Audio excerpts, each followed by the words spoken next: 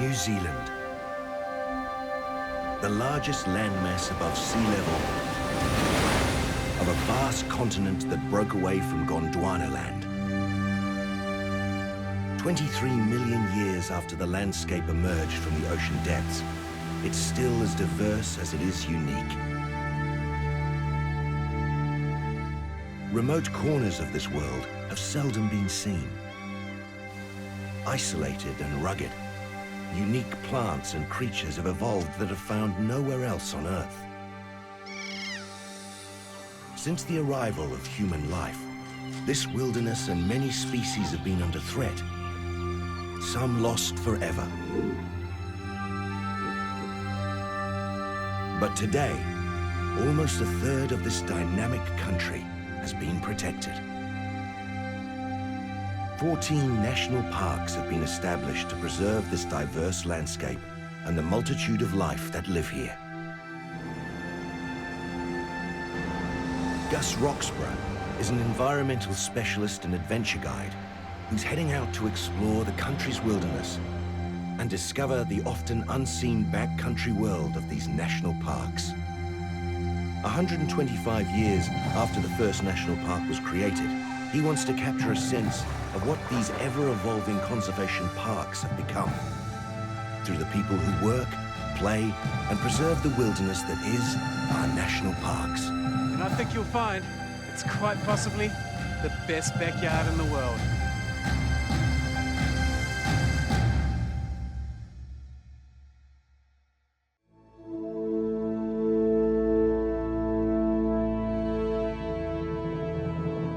Fiordland, a massive masterpiece.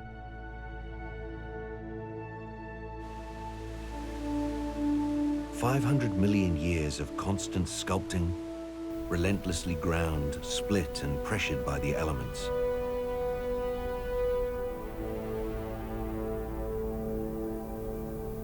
Maori call this place Atawhenua, the Shadowland. Demigod, Tuturaki Whanua, is said to have used his adze to carve the fjords from rock.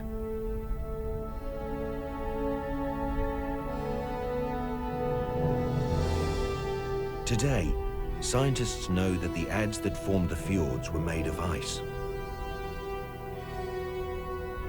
Ancient glaciers carved this towering and tortuous landscape during the last major phase of glaciation 20,000 years ago.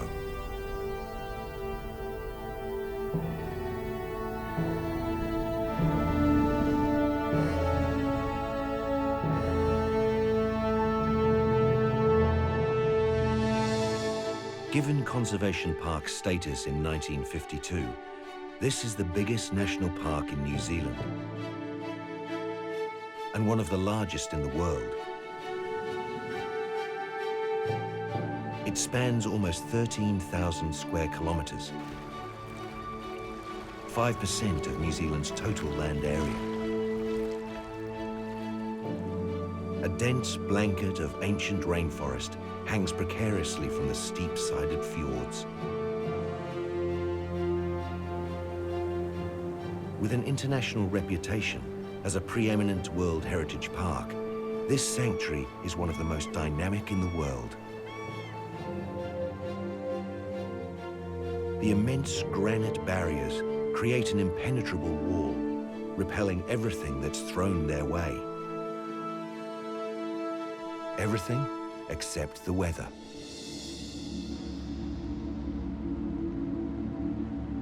This dynamic topography drives the extreme conditions.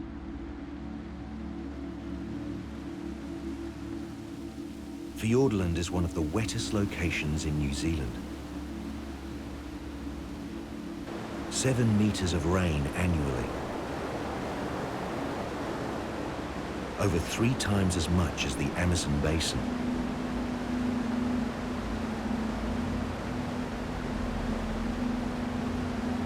Rainwater that melds into torrents, that burst down canyons, off the edge of sheer cliffs and plummets to the fjords below.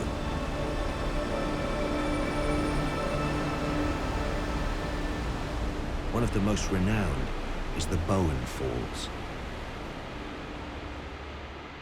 So Dave, you guys were in here yesterday. How much water was flowing down here? Probably about half that, I reckon. So it's come up that much just with that bit of rain overnight? Yeah, you'd call that drizzle here. Dave Vass is a commercial canyon guide who thrives on getting up close to the challenging, unexplored ravines and countless waterfalls throughout the park. I wouldn't say hostile environment, but a changeable one.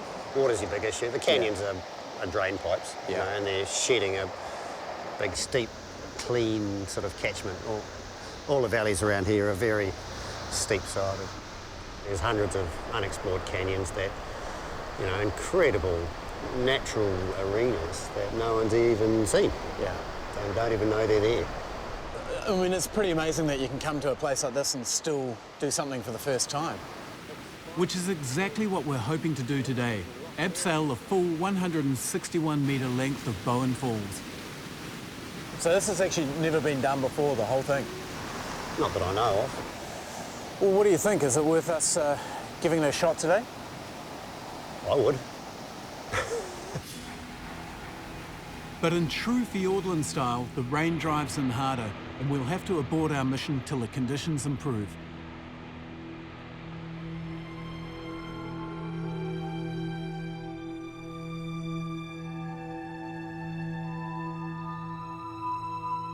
It's here in Fiordland's prehistoric beech forest that the massive rainfall fuels a dynamic ecosystem. These dense rainforests date back millions of years, relics from a time when dinosaurs ruled the earth.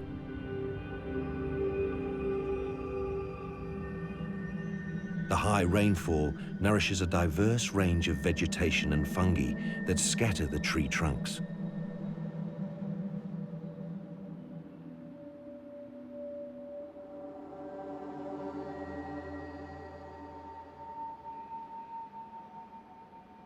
This lush, temperate forest features over 700 species of plants.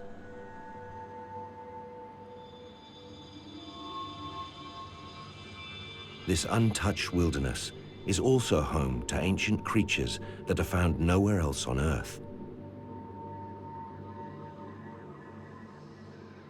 The giant native centipede and this jointed invertebrate, the peripatus, lurk in the damp undergrowth.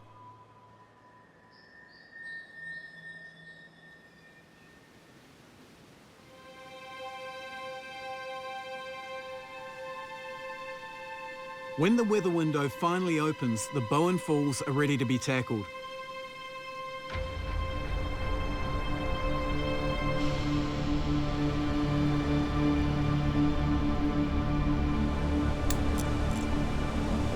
Right, Gus, we'll have to find an anchor between here and the ground. So, hopefully on that big, dry, sunny ledge, we'll find a little something. But to get to the big, dry, sunny ledge, Gus, looks like we're getting a little wet in the spray. And it's going to be the most difficult abseil because it's quite slippery looking there. The first ever full descent of the 161-metre high falls.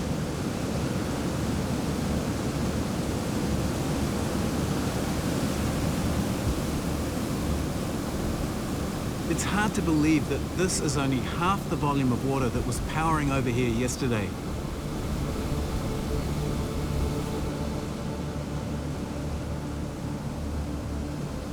The moss-covered walls of the near-vertical granite face are not only treacherous to descend, but these cliff faces are often the only footing some trees and vegetation can cling to and feed off.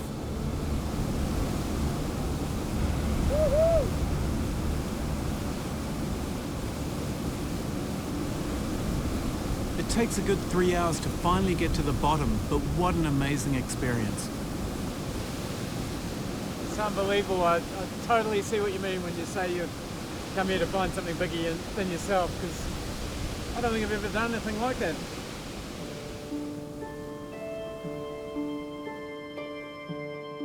The colossal volumes of fresh water that cascade down these granite walls etch their way into the salty seawater below. This fresh water has been stained by tannins as it passed through the native vegetation and layers of rotting leaf litter.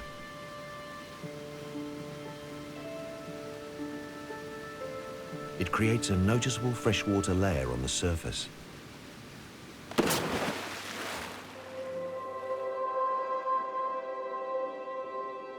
This environment is like nowhere else in the world.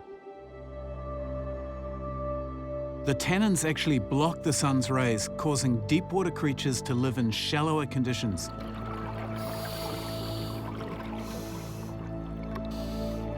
This black coral is 200 years old, and it's amazing to see it at this depth. Usually you'd have to dive to over 300 meters to see them in such abundance. Fiordland has one of the largest populations in the world, with over 7 million colonies thriving in these depths. Although the fjords extend to depths of over 400 meters, marine life disappears quickly below the top 40 meters. Marine life that lives near the surface is now protected in 10 reserves, scattered throughout the park. These marine reserves protect native species against the ongoing threat of human interference. This resident pod of bottlenose dolphins have had 2 successful breeding seasons, with calf survival rates now the highest they've been in a decade.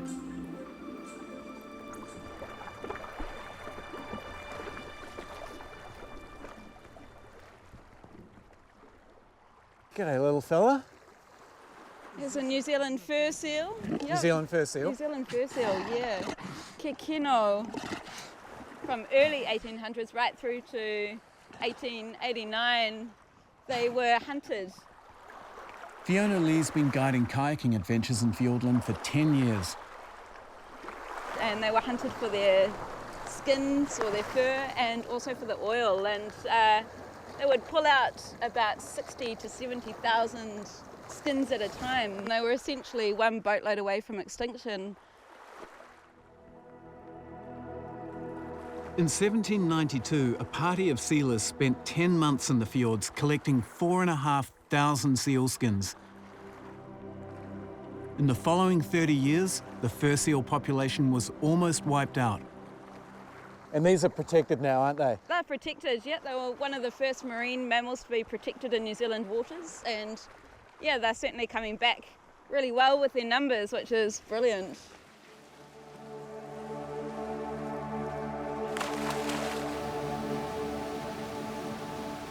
While this is a world that seems almost untouched and impenetrable, the lure of the fjords has seen explorers determined to get here, no matter what the landscape threw at them.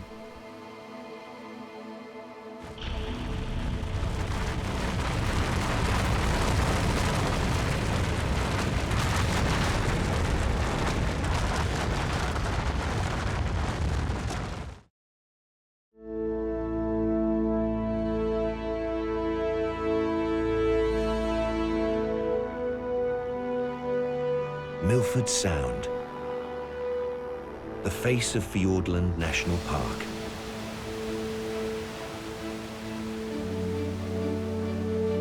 A seemingly untouched world. But this iconic inlet draws over 40,000 visitors every year. It's a 16-kilometre journey from the open ocean to the tiny settlement of Milford.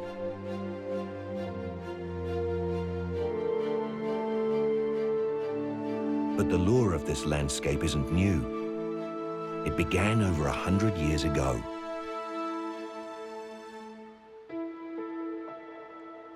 In 1878, Donald Sutherland was the first European resident of Milford Sound.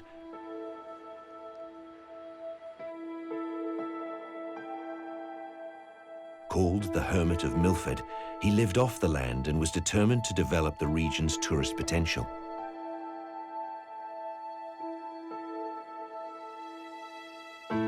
He built 3 thatched huts and called his settlement the City of Milford. 10 years later, Sutherland and Quentin McKinnon cut the fledgling Milford Track. Following an old Maori trail from Lake Tiano to the head of Milford Sound.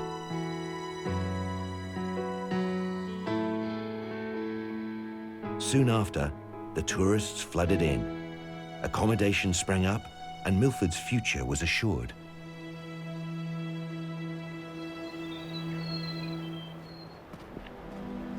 Today, the Milford Track is one of New Zealand's great walks, and over 14,000 people tramp its 54 kilometres every year.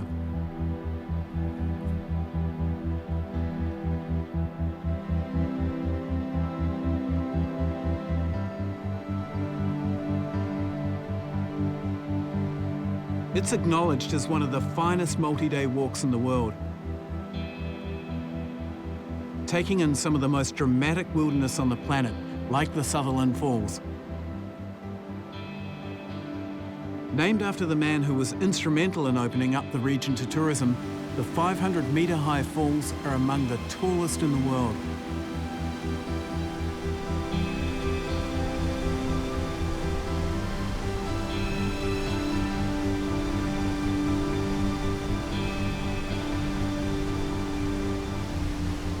Makes you wonder how many valleys in this area those early explorers must have gone up, only to be met by some of these sheer rock faces at the end. Today, well, this is your veritable 4-lane paved superhighway of tramping tracks.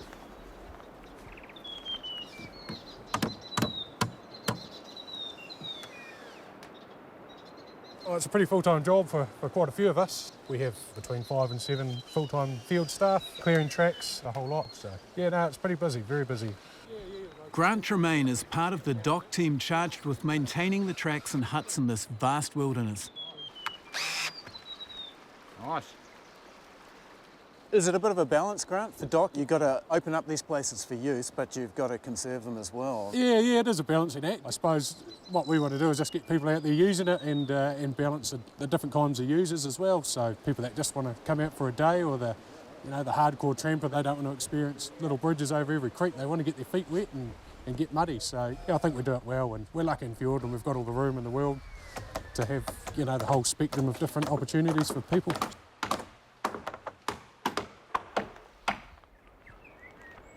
There are tens of thousands of people that trek Fiordland's 500 kilometres of track.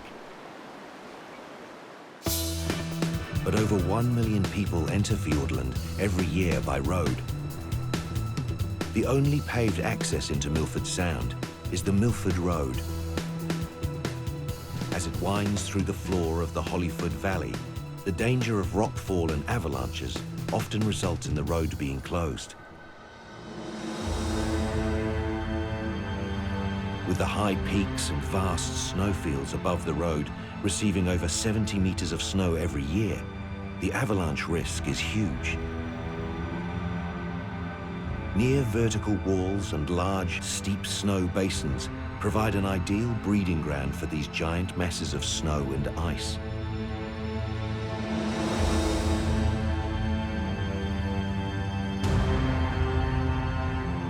These snowpacks can be triggered into avalanches by gravity, new snow, wind, and temperature changes.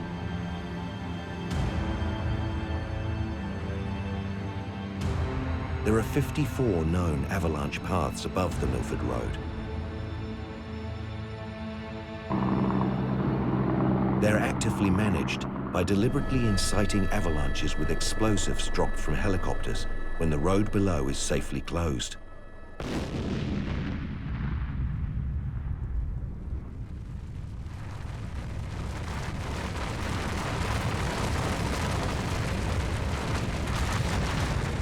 Triggered high in the mountains, avalanches can travel at 300 to 400 kilometers per hour across the valley floor.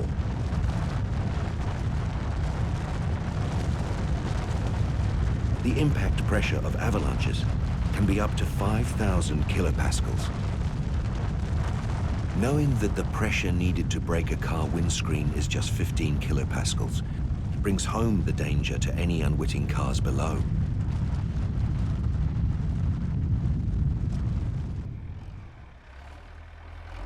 The massive effort required to monitor, manage, and clean up rockfalls and avalanches means it costs 5 times more to maintain 1 kilometre of Milford Road than any other road in New Zealand.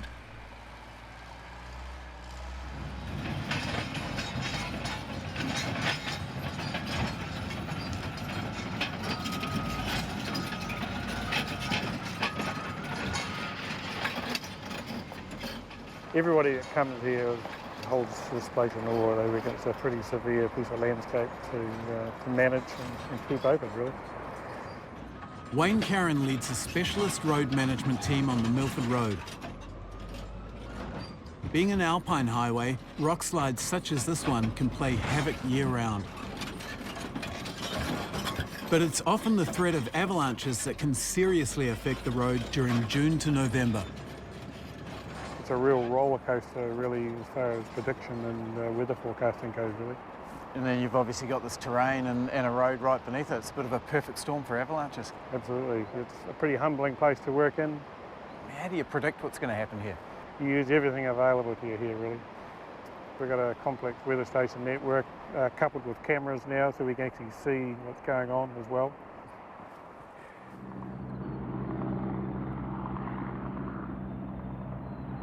Everybody wants to know when it's going to be open and how long it's closed for, so your assessment comes out of a helicopter, and that's all weather reliant too, really.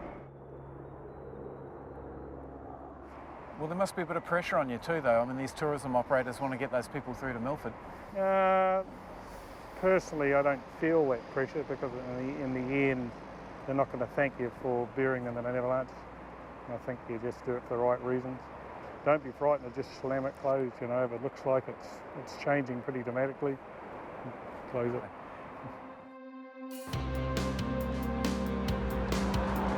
At the highest point in the Milford Road, the 1.2 kilometre long Homer Tunnel pierces the solid granite rock of the Darren mountain range before dropping into the Milford Sound below. Over 250,000 vehicles pass through the Homer Tunnel every year.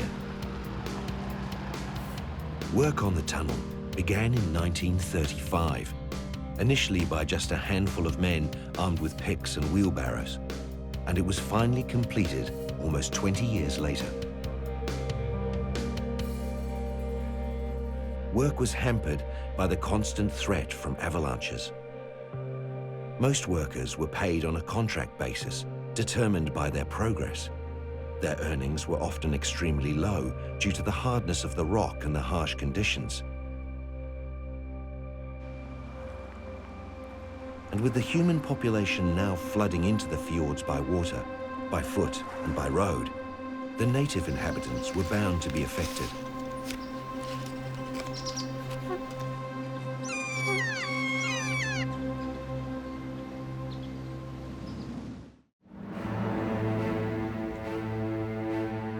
The sheer mountainsides in Fiordland National Park can be 1,000 meters high.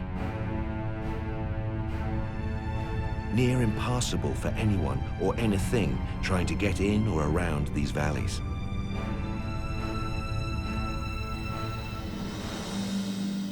All that is, except the mighty kea. The world's only alpine parrot.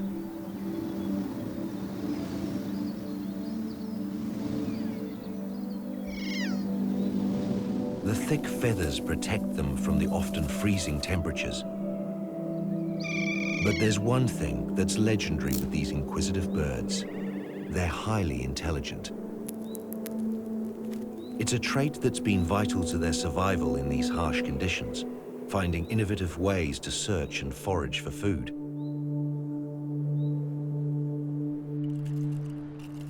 They have an irresistible urge to explore, manipulate, and test the environment.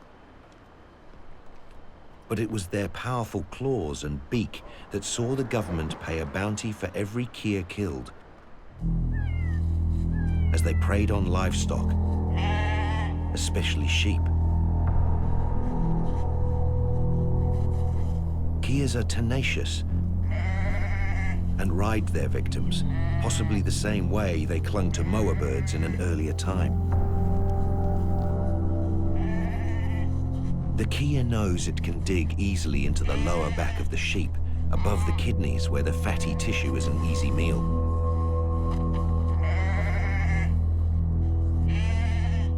More than 150,000 kea were culled up until 1970, when the bounty was eventually lifted.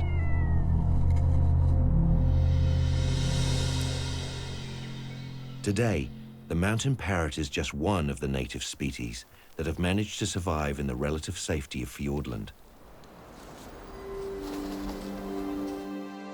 Tucked in beside iconic Mitre Peak, the steep terrain surrounding Sinbad Gully has slowed the invasion of introduced predators, allowing ancient species to survive.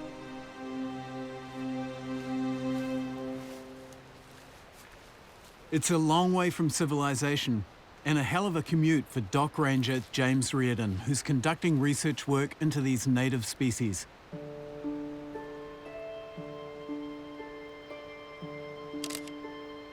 There are still new varieties being discovered out here in this wilderness.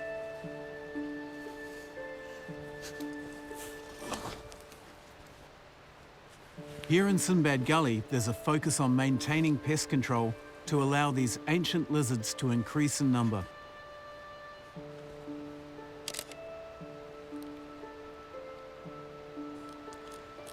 These are little tiny lizards, basically. Yeah. And with the photographs, what we can get is individual marking characteristics. You get the spots on the side of the body. James is the dock technical officer responsible for threatened fauna and ecosystem management in Fiordland.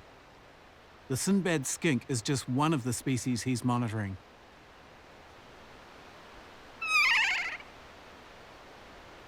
So you're still finding brand new species up here, things that have never been seen before? Well, you're on the edge of 1.3 million hectares of largely undeveloped Fiordland here, so goodness knows what's tucked away in there. What else has been found up in this area? Well, amazingly enough, there's 3 species of lizards up here, and that is remarkable. We're in an alpine environment in a temperate country. I mean, anywhere else in the world you'd be struggling to get one lizard, if any. In most places there's none. One of the things we're really interested in finding out is whether they're only in this spot because this is just a very special little environment for them, or whether they actually historically would have been throughout this landscape and pests have meant that they're now only found in these sort of more remote areas. I guess the thing is you're in a little lost world really up here, and there's no telling what else could be out sitting down there. Well, just that ridge in front of you there was one of the last places that kakapo were removed from Fiordland. Really?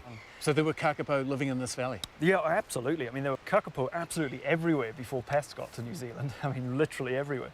But then even after pests got here, they hung on in these sorts of places because the ability for rats and stoats and so on to move into these environments, obviously they can get here, but they're limited by the terrain. The flow of them is reduced compared to sort of low down in valley bottoms. So we've got a bit of a natural advantage to managing species potentially in these habitats if we can understand what the pests are doing.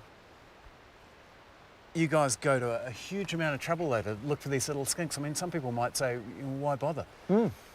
Yeah, I mean, it's a value, it's a moral values thing, really. I mean, if you don't worry about biodiversity, then let it disappear. But let's face it, humanity persists on the basis of ecosystem function. And ecosystems are incredibly complex. We are not about to say this species matters and that one doesn't. You need to keep biodiversity for the future wealth of humanity.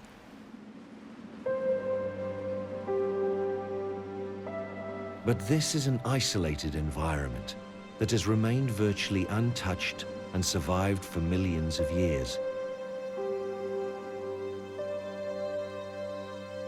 While its isolation has allowed local species to survive, its seclusion is also being used to preserve and restore other populations from around New Zealand that are on the brink of extinction.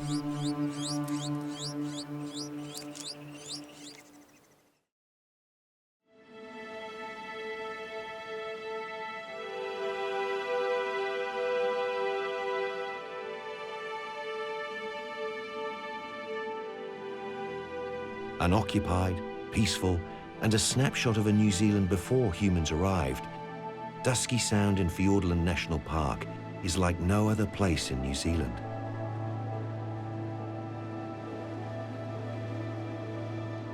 "40 kilometres long, Dusky is one of the least touched by humans.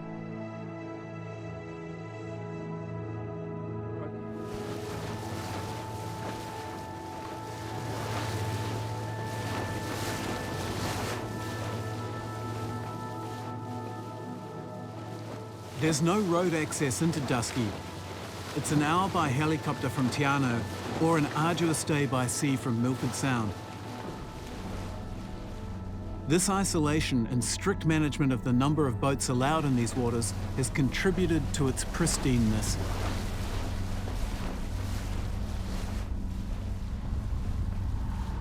So this is coming into Pickersgill Harbour, Gus. This is where Captain Cook came in. Greg Hay is a part owner of one of the few boats that have a dock permit to offer charters in Dusky, taking travellers into New Zealand's past.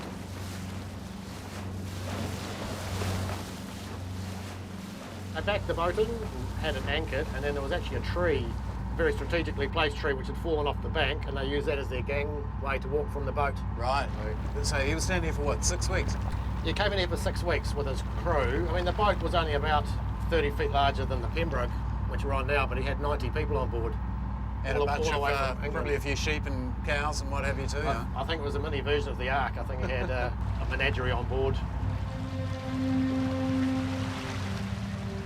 It's a well-known fact that when humans stepped onto New Zealand soil, they arrived with new animals, some that have gone on to decimate our indigenous species. Fiordland is no different, with a number of species overtaken by introduced predators. The bears next door. Well, as a company, Peregrine's been involved in the avian conservation side of Fiordland for around about 5 years, mainly with the saddleback birds and also with the mohua birds, but and that's in conjunction with the Department of Conservation and the Fiordland Conservation Trust. A winemaker by trade, Greg's company have paid for the pest eradication and subsequent release of native saddlebacks on Resolution Island here in the Sounds. It was only 40 years ago the saddleback got down to the last 24 birds in existence. And 24 birds faced with a fleet of rats after them, it's probably like a week away from being extinct. Since the arrival of humans into New Zealand, there's been around about 55 odd species of birds that have become extinct, and most of these birds were endemic to New Zealand, so they weren't actually found anywhere else. They were our birds, specific to New Zealand. So it's just nice to kind of put a flag in the sand and go, okay, we're going to do what we can as a company. You can sit back and do nothing, but I think that would be a tragedy if you have the ability and the desire to go, well, we'd actually quite like to do something. And you do notice the difference really quickly. We used to pull up here and go for a walk on the land, and it was actually like there was no sound whatsoever. It was actually just very quiet. And over the last 7 or 8 years, every time you come back, it was like sitting in a theatre and listening to various parts of an orchestra crank up. And so for the first year, you might have heard that instrument going, which was one bird, and then the next year there was like that bird and that bird. And now you pull up the boat here, and in the mornings or the evenings, it's like listening to the whole orchestra playing, and it wasn't there 8 years ago.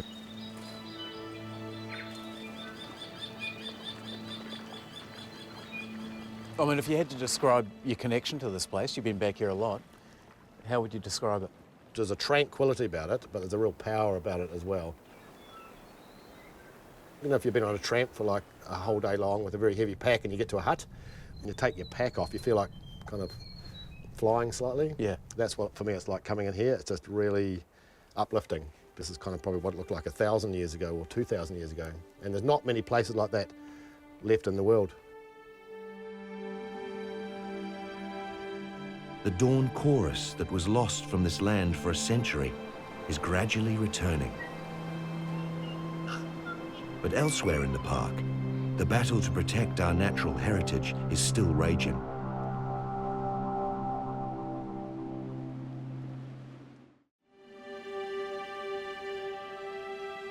Fiordland National Park. It was here that the concept of conservation lifeboat islands first emerged. Island sanctuaries purged of predators that nurse critically endangered species back from the brink of extinction. And one in particular is like only a handful on the planet. Resolution Island lives up to its title, resolute and remote, positioned to protect and nurture endangered native species. I vaguely remember learning something about this place when I was at school, but when you actually come here, the history just completely comes to life. Because just up behind me there is the site of New Zealand's first house, or the first European house anyway. And just in this cove here was where they built the first ship. And it was all done by a bunch of sealers who were dropped off here to do their nasty seal clubbing business just 20 years after Cook was first here. Now the sealers are long gone, and this island's been trapped of all the predators.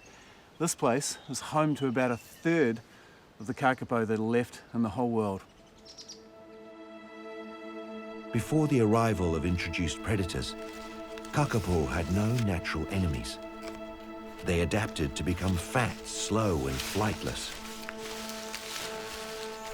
When European settlers brought introduced animals such as weasels, ferrets, and stoats, they had an immediate impact, decimating native bird populations.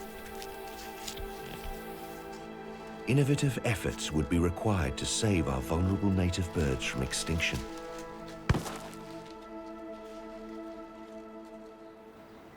In 1891, Resolution Island in Dusky Sound was chosen as New Zealand's first sanctuary.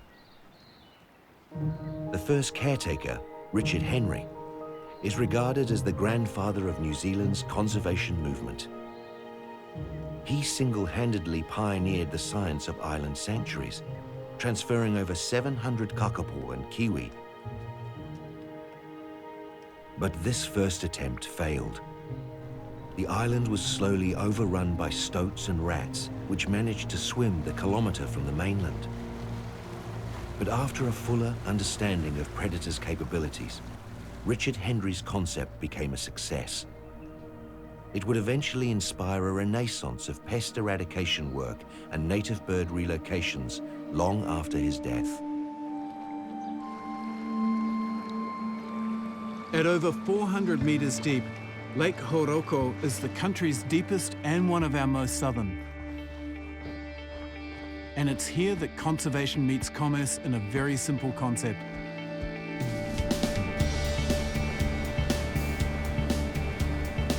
Visitors here can now receive a free jet boat ride across the lake and down the river rapids if they sponsor a local stoat trapping program.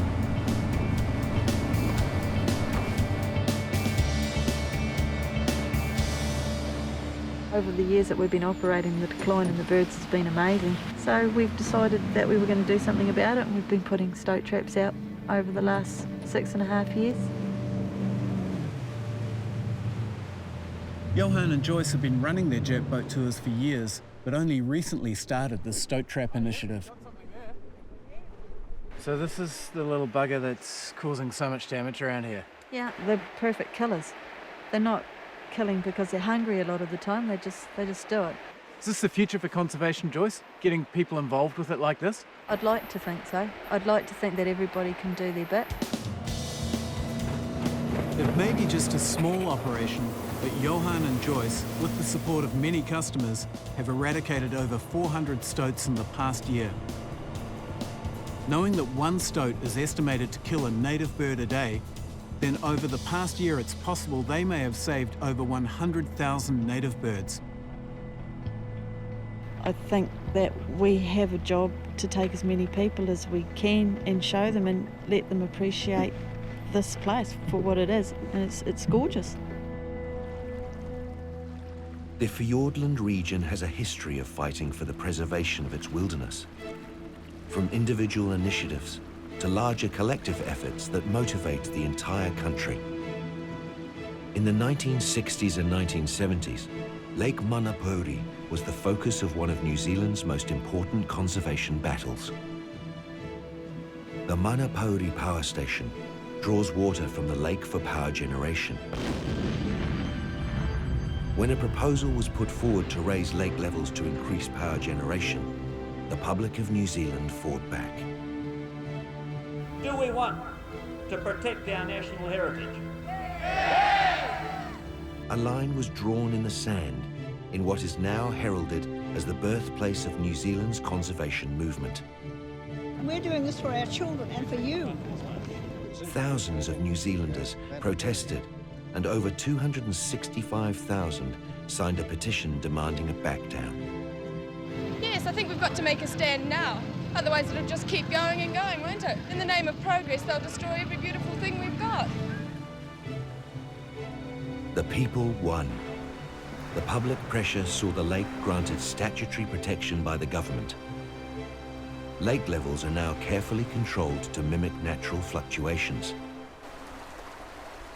Today, conservationists and concerned members of the public are preparing for another battle.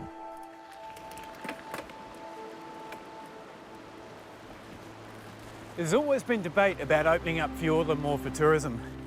They've been talking for years about pushing this road all the way down the Hollyford Track and up the west coast. But the latest idea is a tunnel from Glenorchy over on the Queenstown side. It's going to come through all the way under the mountains and come out just up there. And I reckon massive privately owned developments like that don't belong in a place like this. This is a national park, which means it belongs to all of us. In fact, this is a World Heritage Area, so technically it belongs to the whole world. Anyway, the whole thing seems crazy. Just to get the punters through to Milford a couple of hours quicker. It's not going to happen. Fiordland National Park, the Shadowland, a granite wilderness that's persisted through millennia. Species and ecosystems have survived in the isolation, while some are still fragile. Introduced predators have been vilified for decimating native species, but the biggest threat to this unspoiled masterpiece is still the human race. Will these towering fjords be capable of repelling the next wave of interest from those hungry to take advantage of one of the most unique national parks in the world? Personally, I love the fact that I can look at a map of the South Island and know there's this huge chunk of land down the bottom that's locked up and undeveloped. Now, I know we all look across the ditch jealously at the Australians with all that mineral wealth, but there's real wealth in a place like this. When I studied environmental management at university, we talked about these places as having an intrinsic value, and that's the value that somewhere like this has just left on its own for its own sake, and you can't put a price on it.